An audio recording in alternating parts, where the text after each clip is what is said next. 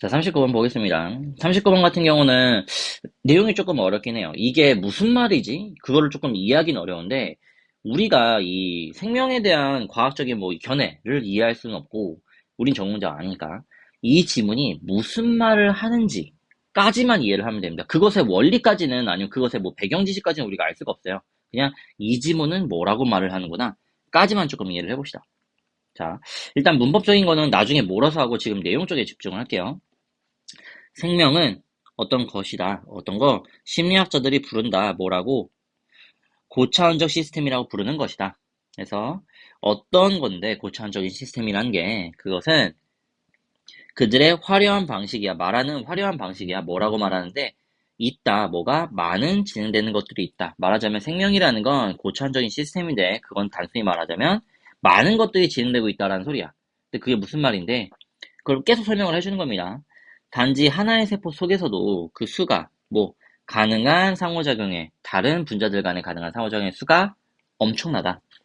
자, 지금 생명이라는 건 고차원적인 시스템이라고 얘기를 했는데, 그게 무슨 소리냐면, 단지 하나의 세포 속에서도 가능한 상호작용의 수가 엄청나게 많은 거야.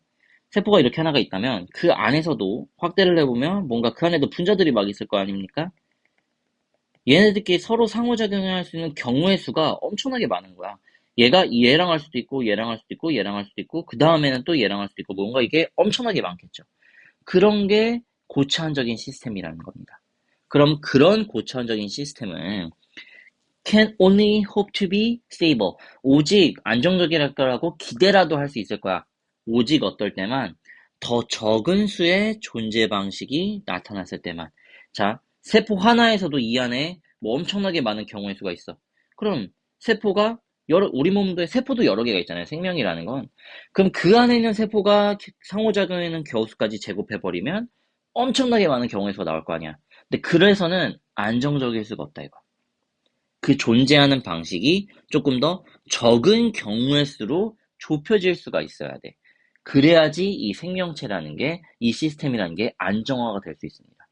자, 조금 더 깊이 가면, 그래서 집합적인 존재 방식이라고 했는데, 왜 집합적이냐면, 앞에서 지금 하나 세포 속에서 분자들끼리 상호작용하는 결과를 얘기를 했잖아. 근데 내가 지금 말한 것처럼 생명이라는 건 그런 세포들이 여러 개가 있거든. 그러니까 이 세포들이 함께 존재하는 방식이라고 생각을 하니까 집합적인 존재 방식이라고 나온 거야. 넘어가 봅시다. 예를 들면 그것은 오직 제한된 수의 조직과 신체 뭐 형태들이다. 뭐가 야기된 것이 뭐 인간의 배아로부터 발달한 것이. 자, 인간의 배아를 생각을 해봐. 인간의 배아도 뭐 싱글셀에서 출발해서 여러 가지 세포로 이제 막 나뉠 거 아닙니까? 그러면은 그 안에서 또 하나하나 분자들이 서로 상호작용하는 수까지 곱해버리면 얘도 거의 무한에 가까운 경우의 수가 나올 거란 말이야. 하지만 나오는 건 뭐야? 머리, 팔, 다리잖아. 그 안에 장기들도 있고. 그치? 갑자기 날개가 달린 휴먼이 나오지는 않는단 말이에요. 갑자기 물갈퀴가 달린 발이 나오지는 않는단 말이에요. 경우의 수가 팔다리 두 개씩이랑 머리 하나로 일반적으로 정해져 있다라는 거야. 그렇지 않으면 만약에 인간의 배아에서 발달할 수 있는 조직과 장기의 경우의 수가 여기에 있는 경우의 수만큼 많아버린다면 이 생명체는 안정적일 수가 없겠지. 뿔도 나올 수가 있을 거고. 그치? 물론 이제 팔다리가 각각 두 개씩 나오지 않는 경우도 있지만, 물론, 일반적으로는 이런 경우 수로 좁혀져야 이 시스템이 안정화됐다라고 볼 수가 있어요. 이 시스템이 안정적으로 존재를 하려면 이 경우의 수가 한정이 돼야 돼. 팔이 8개 나오는 경우의 수는 없어야 돼. 그거를 말을 하는 게 1942년도에 뭐 생물학자인 이 사람이 불렀습니다. 이 극적인 좁힘, 뭐 결과의 극적인 좁힘을 운하화라고 불렀습니다. 왜 운하화라고 불렀냐면 이게 땅이 이렇게 있으면 물이 자유낙하하잖아.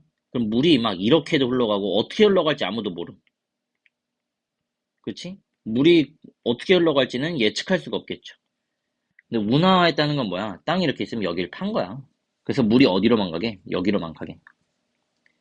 이 모든 경우의 수를 모아줘서 여기로만 흐르게 만들어주는 게 운하입니다. 말하자면 가능한 모든 경우의 수를 좁혀준 거지. 왜? 그래야 안정적인 시스템으로 존재할 수가 있으니까. 그래서 이거를 운하화라고 불렀다. 유기체는 바꿀 수 있어. 뭐 사이에서 어떤 작은 수에 잘 정리된 가능한 상태. 말하자면 이 아이가 어떻게 될까? 뭐 키가 클 수도 있고 작을 수도 있지. 아니면 머리가 금발일 수도 있고 흑발일 수도 있겠지. 아니면은 또 뭐가 있을까요? 음, 손가락이 길 수도 있고 짧을 수도 있겠지. 하지만 그 상태들 사이에서 무작위적인 상태로 존재할 수는 없어. 자, 이런 상태들 중 얘나 얘를 왔다 갔다 할 수는 있겠지. 키 클까 작을까? 크, 크게 될 수도 있고 작게 될 수도 있어. 아니면 머리가 금발일 수도 있고 흑발일 수도 있어. 근데 이 사이에 무작위일 수는 없단 말이야. 손가락이 길거나 짧을 수 있지만 손가락이 128개일 수는 없다는 거야. 이 가능한 손가락 5개 중에서 길거냐 짧을 거냐 이렇게 나오는 거지. 손가락의 개수가 뭐 128개라거나 손가락이 5개 중에서 어떤 2개는 엄청나게 길고 나머지 3개는 엄청나게 짧거나 뭐 이런 경우의 수는 있을 수가 없다는 겁니다. 랜덤할 수가 없어요. 결과가 안정적이기 위해서는 작은 특정한 경우의 수로 결과가 좁혀져야 됩니다. narrowing, 좁혀져야 돼. 한정돼야 돼. 그렇지 않으면 이거는 안정적일 수가 없기 때문에. 그래서 어쨌든 무작위한 상태로 존재하지 않습니다. rather than 마치 모처럼 고처럼 어떤 rough landscape, 어떤 거친 땅을 굴러가는 공은 굴러야 돼. 어디로? At the bottom of one valley or another. 자, 여기 아까 그 운하를 얘기를 했는데요. 계곡이라고 해도 마찬가지야. 뭔 거친 표면을 지나가. 이게 완전하게 평평한 100% 평평하면 이게 공이 어디로 굴러갈지 모르겠지. 근데 만약에 그게 아니고 얘가 거칠다면 어딘가는 울퉁 솟아 있고 어딘가는 이렇게 꺼져 있는 부분이 있을 거란 말이야. 그럼 공은 어디로 흘러가야 돼? 공은 여기에 고여 있거나 여기에 고여 있거나 뭐 여기에 고여 있거나 이런 식으로 정확히 어딘지는 딱 미리 예측할 수는 없지만 적어도 이 valley 말하자면 계곡, 움푹 들어간 곳 어디 중 한 군데로 멈춰 있게 돼. 여기로 굴러가게 돼. 괜찮아? 공이 높은 걸 거꾸로 거슬러 오르지는 않는단 말이야. 그래서 뭔가 한정된 결과로 추격이 될 거다. 우리는 볼 거야. 이것이 사실이라는 걸 보게 될 거야. 뭐에 대해서도, 건강과 질병에 대해서도. 뭔 소릴까? 많은 질병의 원인들이 있지. 하지만 그들의 드러남, 그들의 증상이라고 해볼게요. 그들의 증상, 어떤, 피지올로지컬, 생리적인 거건, 이건 증상적인 수준에서 그들의 드러남은 종종 충격적일 만큼, 놀라울 만큼 비슷하다. 내가 뭐 맹장에 걸릴 수도 있고, 아니면은 뭐 감기에 걸릴 수도 있고, 아니면 말라리아에 걸릴 수도 있고, 뭔가 걸릴 수 있는 질병은 많겠지. 근데 결과는 어때? 다 똑같아. 고열. 내가 감기에 걸려도, 아니면은 뭐 코비드에 걸려도, 아니면은 맹장염에 걸려도, 말라리아에 걸려도 다 뭐가 나와? 고열만 나와. 괜찮아? 감기 걸렸다고 해서 갑자기 날개가 돋아나는 경우의 수는 있을 수가 없는 거야. 코비드에 걸렸다고 해서 갑자기 꼬리가 자라나는 경우 수는 없는 거야. 왜? 이게 무한한 혼돈의 우주 속에 우리의 시스템이 존재하는 게 아니라 우리의 시스템은 안정적이기 때문에. 그러기 위해서는 존재할 수 있는 집합적인 방식은 한정되어 있어야 되기 때문에. 그래서 주제를 말하자면 이 문장이 될 겁니다.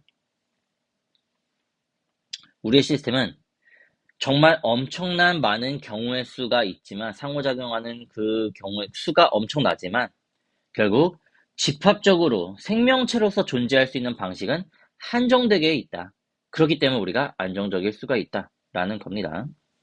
문법적인 걸 여기서 이제 정리를 해봅시다.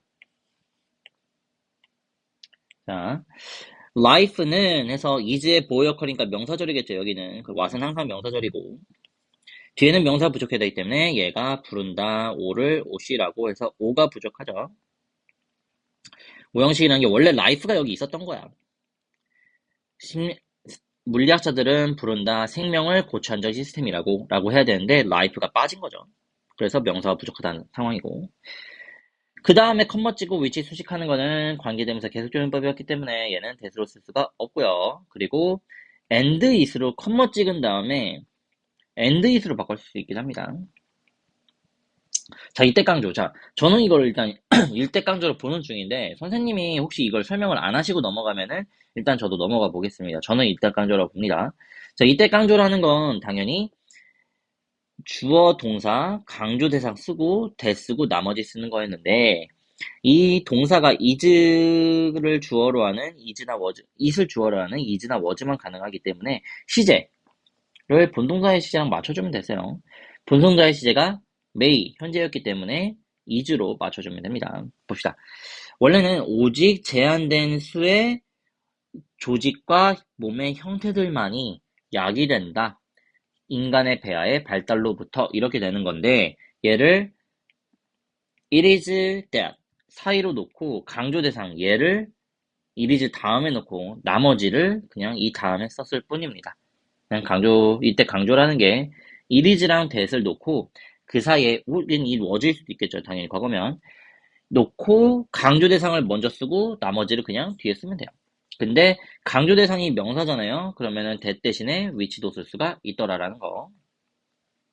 그리고 that 명사절이죠. 왜? saying을 동사로 보면 그거의 목적어 역할을 하니까 명사절이고 그럴 때는 뒤에 부족한 명사가 없어야겠죠. 그리고 see의 목적어 역할이니까 마찬가지로 명사 역할을 하고 있겠죠. 명사절이고 그럼 뒤에는 부족한 명사가 없을 거고요. 그리고 such a disease 같은 경우도 아까 다른 질문에서 봤던 것처럼 앞에 such가 오더라. 어나 on보다 such가 앞에 위치하는 전치 한정사더라 라는 내용이었습니다.